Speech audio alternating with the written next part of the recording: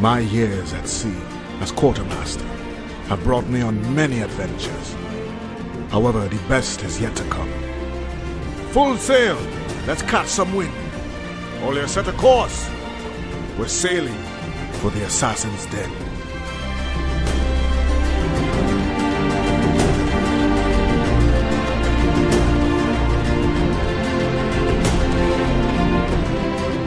Hello everyone, welcome to another episode of the Assassin's Den podcast.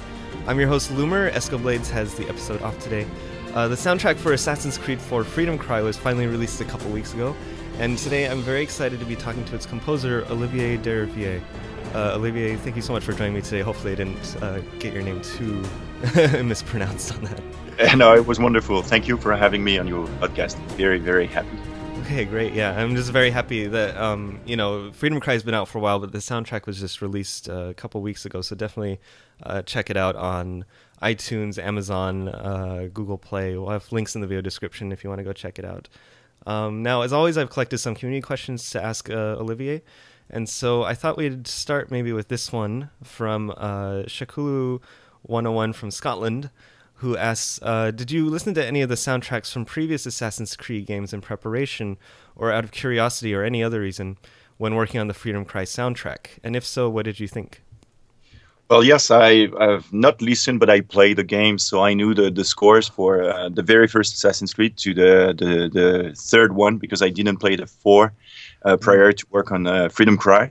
So, it was very important to me to kind of know the legacy that I had to respect, because I wanted to be respectful with the legacy.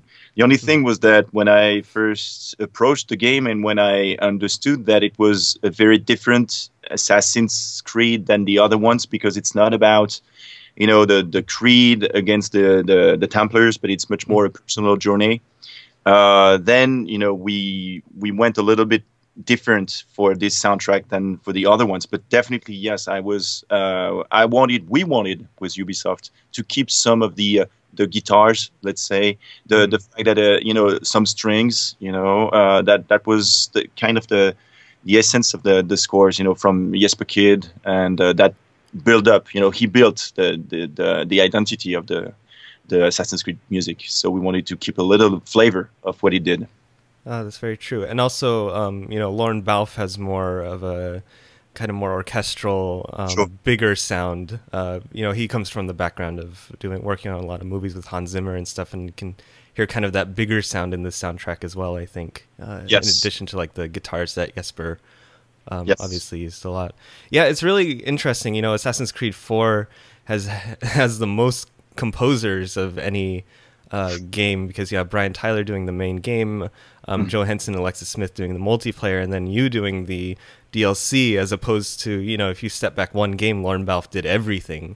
And before this game, it was really just Lorne Balfe and Jesper Kyd doing all of the music. And so it's been really interesting. A lot of the fans, of course, really miss Jesper. A lot of them miss Lorne as well. But I've been really impressed with, with Brian, Joe, Alexis, and you. Like, each one of you brings a different flavor to kind of the soundtrack that's really unique. It's become kind of, personally, I guess, as a fan, I've kind of transitioned from missing the kind of old standbys, and now it's kind of almost like, I don't know, it's kind of a weird comparison, but like, early on in the Harry Potter movies, it's kind of interesting to see what each director would bring to the series, and it's kind of the same with like the composer for Assassin's Creed now, for me anyway. So it's very cool to see the different styles people bring.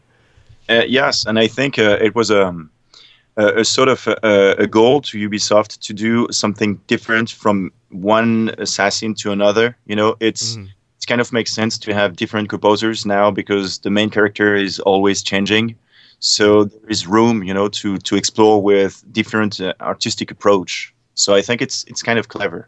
Yeah, and it makes sense in this case because, in Assassin's Creed 3, Connor was still the main character in the DLC and in the main game, so it made sense that Lorne would compose both and have kind of this thematic connection between them. But here you have Adewale, who is in the main game, but he's not the main character, and he's dealing with things that are totally, different from what Edward dealt with. The Freedom Cry soundtrack, I didn't know what to expect going into it. I'd heard that you were composing it and it wasn't Brian Tyler, and I didn't know how different it would be, but it's I was surprised by how different it was from the main soundtrack. And I think this is kind of the first soundtrack that's really been, incorporated so much traditional music into the soundtrack, compared to the other games. And so we have a couple questions related to that. One question here is from Tifa Cloud Leon from Texas, who asks, how hard was it to create music based on traditional Haitian music and having what in the game looked like slaves singing while they worked? Beautiful music and great job, Mr. Deriviere, she says. Oh, thank you. The thing was that the first time I meet the team, Ubisoft, and they showed me the game, all of us were kind of very, very afraid of working on this subject, slavery, because the racism, the situation, everything was very difficult to approach, artistically speaking. And the thing also was that from my own experience as a gamer, I've always wanted, because Assassin's Creed is very accurate on the characters, the locations, the architectures, the monuments, everything is always very accurate, but the music kind of, was not like as accurate as it was for the rest of the game, in my opinion, and it was a choice, I'm pretty sure. But for this game, we were like, we cannot, and I said this, I cannot be the big star as my music, my own composition, my original score cannot be the big star. We have to bring in the traditional Haitian songs that were that will bring the authenticity, to the experience of the gamer. Why? Because this game is not about an assassin doing a mission. It's about a former slave that kind of accepted what happened to his people, and because he's stuck on Port-au-Prince, and because he witnesses what happens, then step by step, little by little, his roots come back to him. And his roots, at this time, the slavery, what they were doing, the slaves, they were singing in the fields to kind of build up a community, a solidarity, to support each others. Mm-hmm. So the idea was to bring this, music to the core of the score. And it was a great journey, of course, but it was also very challenging and very emotionally involving, since these songs, were completely legit for the game, historically speaking. So yes, that's, I don't want to talk too much about this, but in terms of traditional music, we wanted to implement this as the core of the score. Yeah, that actually ties into a question we had from Wesley from Caçapava, Brazil, which I think is the first time I've remotely pronounced that correctly, who asked, do you need to be careful, quote unquote, when composing songs to a game that talks about slavery? I know you've kind of talked about that. I don't know if you want to mention anything else about it. Yeah, just that what we wanted to do was to have a group of players, of performers for those songs that was legit as well, so we had to find some group that would provide us with this, and we got lucky, to find the Troupe Makandal, which is based in New York City. It's a Haitian group music, and what they do, they do traditional music from Haiti, not modernized, but in a very traditional way.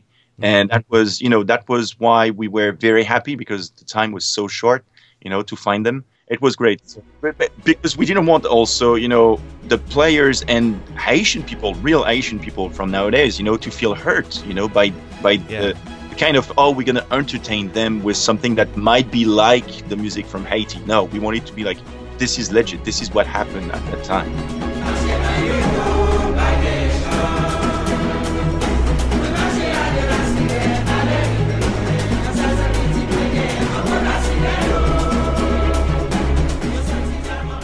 That actually also ties in with the question we have from E from Halifax, who says, what was it like to incorporate traditional Haitian music along with more Baroque influences into a video game soundtrack? We kind of talked about that already. The second part is also, did you work with Troupe Makandal? Yes. Something like that. Yeah, directly to compose the soundtrack. Well, the thing is, as I told, this game is a progression. It's a progression for somebody that lost his roots to somebody that get back, everything that he's kind of lost in his way. And what we wanted to do then is to get a sort of an Assassin's Creed feel when you start the game, with the strings, with the percussions, something that would be kind of westernized, And the more you progress in the game, the more the Haitian music gets into the mix. And how did I manage to compose with the Western feel, was that if you listen to the soundtrack, you would feel that sometime, when you don't have any Haitian drummers, the music is kind of, I would say, Lorne Balfe or Jesper Kid. But then when you hear the drummers from the Haitian group, La Troupe Makandal, then the strings starts to play, differently, and they play depending on the drums, meaning that I based my score on the drum patterns that they were performing during recording. So the music is evolving all the way to the end. And those songs were not chosen by me, because I couldn't say, oh, that's the song we need. No, I let them choose what they wanted to express for this game. And I let them, responsible for the choice, because I would feel, completely misplaced, to say, oh, I'm the composer and I want you to do this. It's like, just figure this out. I'm French and they're Haitian. And it's like 200 years ago, it was the same situation. And now what we wanted to do, and the string, the Philharmonic from the Brussels Philharmonic Orchestra that performed, they're Belgium. And so it was kind of a reunion of the three cultures. But in this, but this time it was the Haitian that was the leading group, it was not the opposite. So, that's why I'm saying it was it was an emotional journey for all of us. The other part of the question asks, did you work with the troupe directly to compose the soundtrack? So how involved were they in composing and, I guess, performing on it? You talked about the drums on some of the tracks. Yeah. Well, the thing is, we didn't have much time. It was a very short production, and I got lucky to find them. And so we went to New York City to Avatar Studios. And then I didn't start working on the score prior to go and record the songs. But the way we recorded the songs was very specific, because we knew what we wanted to do, meaning that we wanted to have, some sequences in the game where you're going on the plantation and you have slaves in the plantation, and wanted to hear them sing, as an in-source kind of sound. And if Adewale or the player, chooses to go and fight and get spotted by a guard, then the music goes and, starts to be more action type. But at some point, if you're fighting good and if you free slaves during this fight, then more slaves are going to help you. And at some point, the song that was in source gets to be outsourced, and now it's playing with the strings and everything, it's like supporting your action. And it's the same kind of scheme that we have to be like, oh, the roots that were out of, Adewale's mind are now in Adewale's mind. It's like now it's in the music, it's in the actual score, So to work with the Troupe Makandal this way permitted us to do this, So I had to do the recording prior to compose, and then to do the integration with Ubisoft team.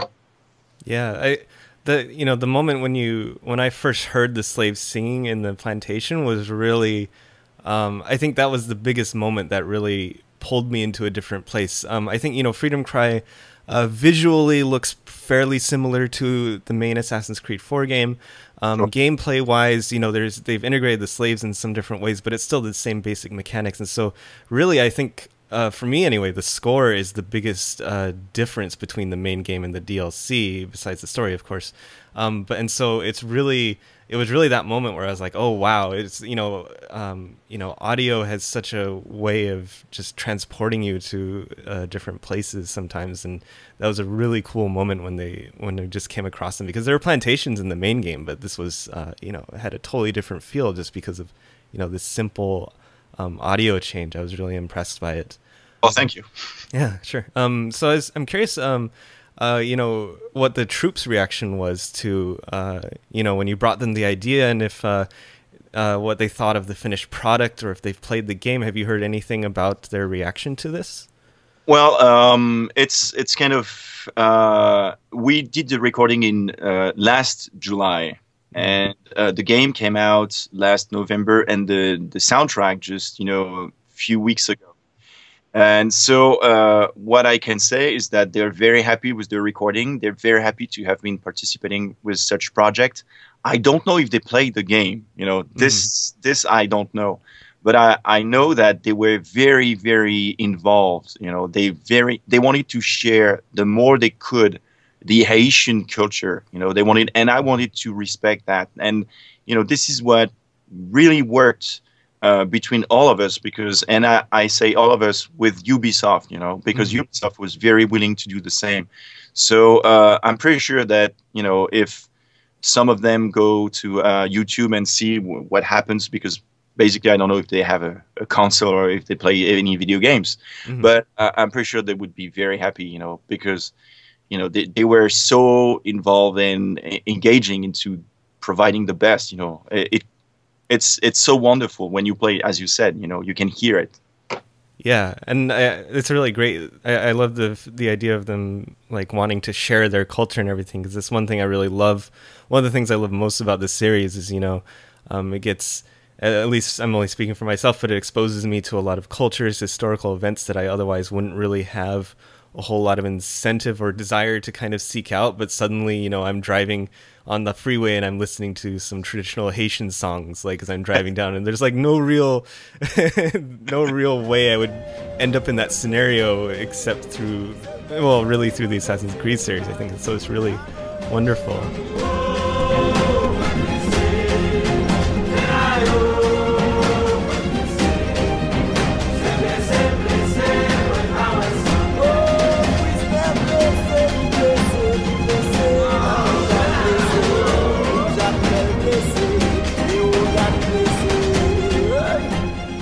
So we have another question here that's from Patrick from Pennsylvania, who asks, were there any inspirations that you had which inspired your final version for the soundtrack? By the way, I think you did an amazing job on a truly beautiful and touching soundtrack. And so we've talked a lot about, of course, the inspiration from the traditional Haitian songs, but was there anything else that inspired it? In addition, and I guess we also talked about the previous games, but I don't know if you want to talk about anything else.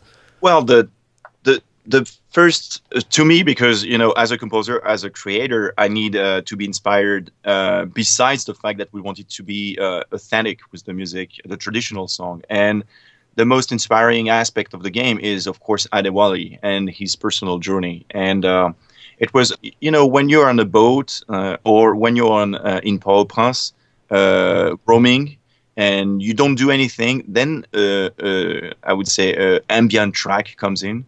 And, it's something that we've seen on many Assassin's Creed before. But this time, what we wanted to do is to express the more emotional aspect of Adewale.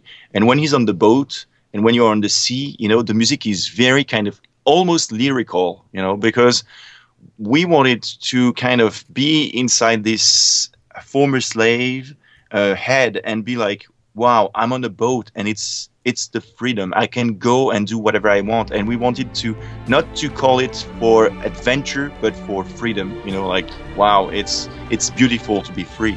So that's the main aspect that inspired me as a composer. I really wanted to go and to be following this kind of deep emotion of freedom all the way through the game.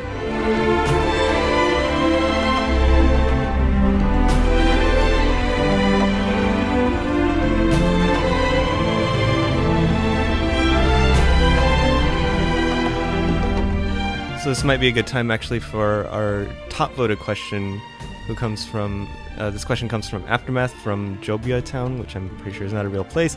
It says, they ask, how much time did you spend researching the time period and setting?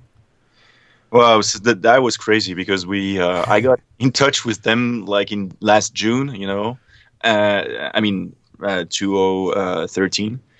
And what happened was that I only have, since the idea was for me to base my score on Haitian drumming patterns, I was like, okay, I need to find a group. I need to go record the songs. So we had only 15 days to do this. So luckily, I found La Troupe Makandal. Luckily, we had the studio. So I was there mid-July, and I only got 4 weeks to write the strings. Wow. That was kind of crazy. And then we had an extra 3 weeks to do all the mission, and because in video games we have to have flexibility. So some of the music is live recorded, some of the music is samples based. But overall, it was a very short project and completely crazy. But the drive was so strong concerning the subject, and it was Assassin's Creed, of course, that everybody was so, I don't know, the energy in the music, is just a good representation of the energy that we had doing this. It's like a lot of energy, a lot of let's do it, let's make it happen, And overall, Ubisoft was very happy, and everybody, hopefully the players as well, Yeah. So it sounds like the research wasn't because everything was so rushed, not so much on the time period and setting, but really looking into who can we work with for the traditional songs, I guess. Yeah, the research. Sorry. Yeah, the research was my main problem. Of course, we had a historian, a professor at Ubisoft who helped as much as he could, but on my own, he couldn't do much. So I've got, very lucky. This is what I say, because working with La Troupe Makandal is because I went on the internet and I looked for voodoo music, because Haitian music is voodoo music, and I looked at this book written by Lois Wilkin, who's a doctor of musicologist, and she's very, very well. I mean, she's like the best for Haitian music, I would say.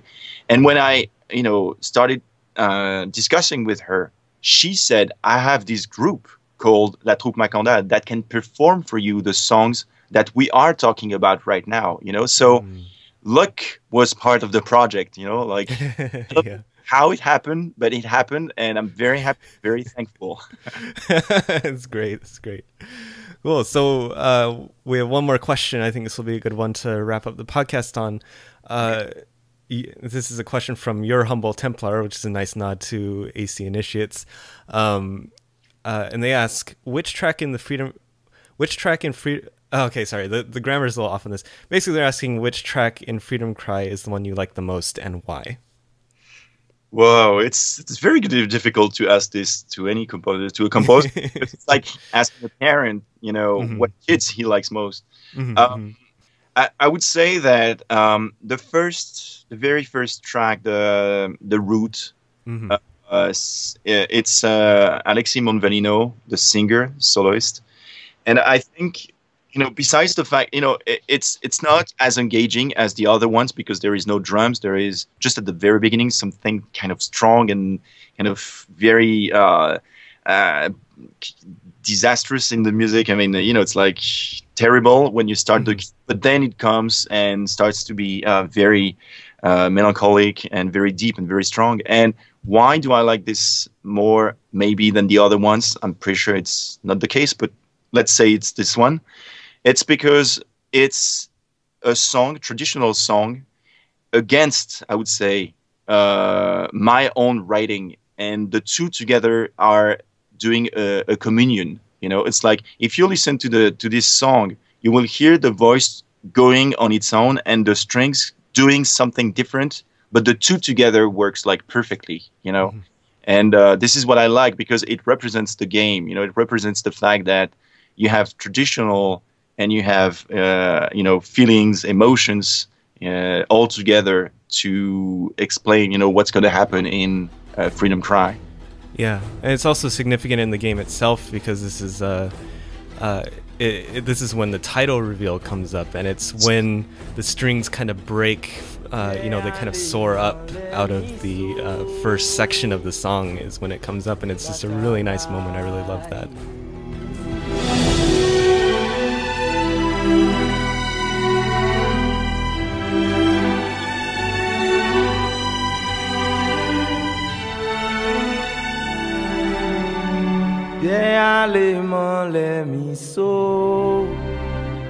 So Olivier, is there anything you're working on?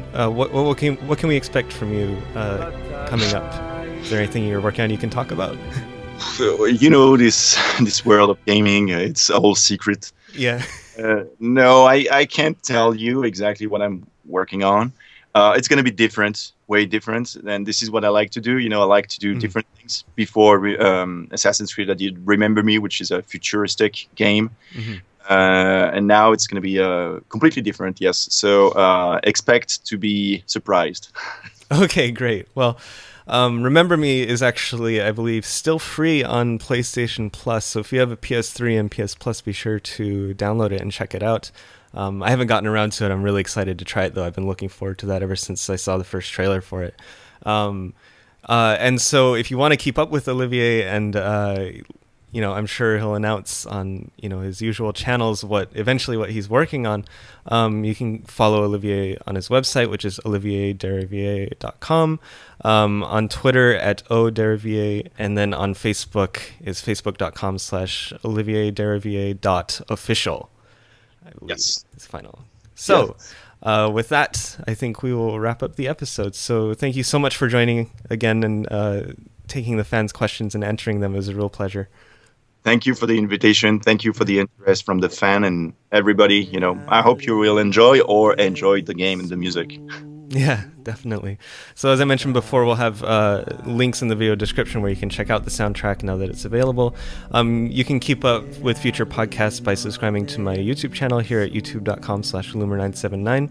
I'm also on Twitter and Facebook as well at loomer979. So thanks for listening, and I'll see you next episode.